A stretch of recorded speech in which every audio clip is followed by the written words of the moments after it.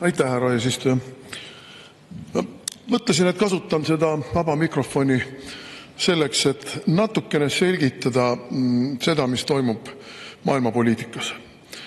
Meie meediat ja meie propagandat kuulates jääb mulje, et kõik keerleb maailmas ainult ümber Ukraina ja Ukrainale tuleb anda lõputut abi, ükskõik kui vaeseks see meid teeb, ükskõik kuivõrd see meid slaavlastega üle ujutab, ükskõik missugused on selle tulemused või selle mõjud maailma rahule. Tegelikkus on täiesti teistsugune.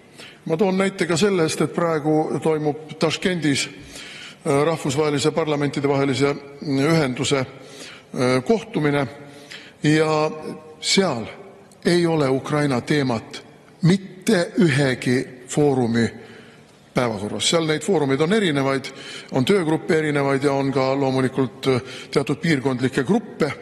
Meie kuulume sellesse nii-öelda 12-sesse Euroopa alagruppi ja isegi selles 12-ses Euroopa alagrupis Ukraina teema ei ole päevakorral. See ajupesu, mis meil käib siin, see sõjapropaganda, mis meil käib siin, ja muide, olgu see öeldud, sõjapropaganda on meil põhiseadusega keelatud. Kogu meie valitsus peaministriga eesotsas teeb meil seaduse vastast, põhiseaduse vastast sõjapropagandat. See on kriminaalne. Aga Eesti on meil, nagu me just äsja kuulsime justiitsministri suust, õigusriik. See on loomulikult jutumärkides. Ja mis siis tegelikult maailmapoliitikas toimub? Tegelikult toimub maailmapoliitikas tohutu murrang. Ma arvan, et see murrang on suurem kui see, mis toimus külma sõja lõpul. See murrang tähendab kõikide seniste tabude kustutamist. Sisuliselt keeratakse maailmapoliitikas taksomeeter nulli. Senised liidud, senised rahvusvahelised organisatsioonid, senised lepingud kaotavad oma tähtsuse ja kaovad mõned kiiremini, mõned radikaalsemalt, mõned aeglasemalt, mõned lihtsalt loomuliku surma surres minevikku. Ja see on see, millega me peame praegu juba palehigis kohanema, aga meie poliitiline juhtkond keeldub sellega kohanemast. Keeldub sellega kohanemast.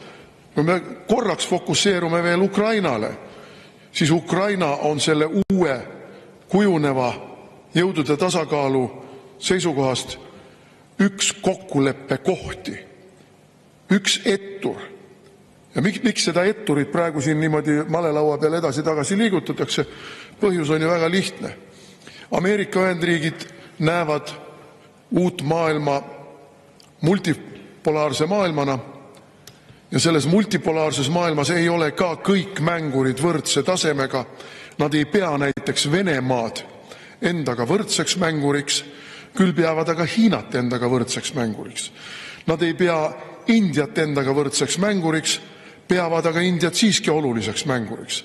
Nad ei pea islamimaailma oluliseks mänguriks, aga islamimaailma tervikuna peavad nad siiski uues maailmapoliitikas teatud ulatuses mõju avaldavaks mänguriks.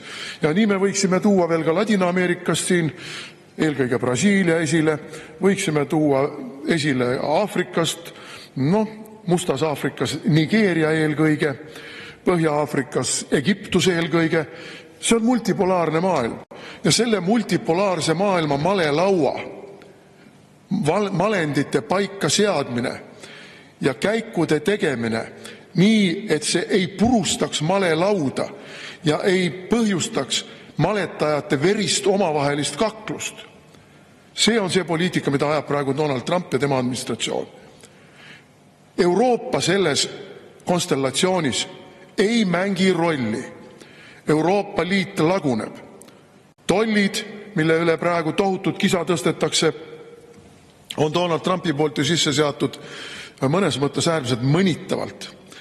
Kui võtame nii, et baastollid Ameerika kaupadele Euroopas on 20%, siis eurooplastele kehtestati kõigest 10%-lised. Aga Euroopa nutab, halab, karjub, kaebleb. Eesmärk on ju tollivaba maailm ja eesmärk on Euroopa Liidu lammutamine, et Euroopa väikeriikidega, kellede hulka kuuluvad ka Inglismaa, Prantsusmaa ja Saksamaa, omavahel kahepoolselt asju ajada ja teiste riikidega samuti omavahel kahepoolselt asju ajada. Sellest kõigest peaks aru saama.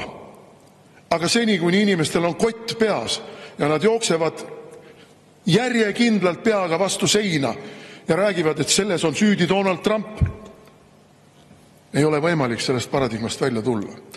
Nii et lugupeetud Riigikogu liikmed ja avalikkus laiemalt, süvenege, lugege peale Eesti masendavalt lolli propaganda ka seda, mida kirjutavad teiste maailma riikide ja erikeelsete riikide väljaanded. Aitäh! Suur tänu!